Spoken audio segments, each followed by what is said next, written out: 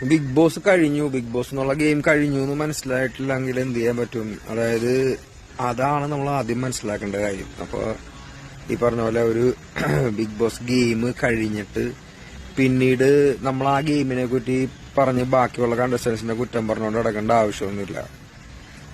എല്ലാവർക്കും ഓരോരോ personal life ഉണ്ട്. അപ്പൊ ആ ലൈഫ് എഫക്റ്റ് ആവാത്ത രീതിയിൽ ലൈക്ക് ഒരു റെസ്പെക്ട് കൊടുക്കേണ്ടത് എല്ലാവരുടെയും ഒരു റെസ്പോൺസിബിലിറ്റിയാണ്. നമ്മളെല്ലാവരും മനസ്സിലാക്കേണ്ട ഒരു കാര്യം എന്ന് പറഞ്ഞു കഴിഞ്ഞാൽ ഗെയിം ഉണ്ടായിരുന്നപ്പോൾ ഈ ചോദ്യമൊക്കെ റെലവെന്റ് ആണ്.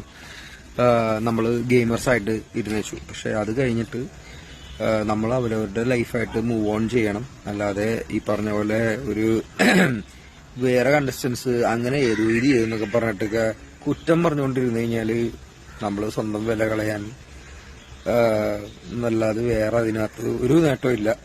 എന്നെ സംബന്ധിച്ചിടത്തോളം നമ്മുടെ ലൈഫിൽ നമ്മൾ വേറെ എന്തൊക്കെ കാര്യങ്ങൾ ചെയ്യുന്നുണ്ട് അതൊക്കെ ചെയ്ത് കിടക്കുക.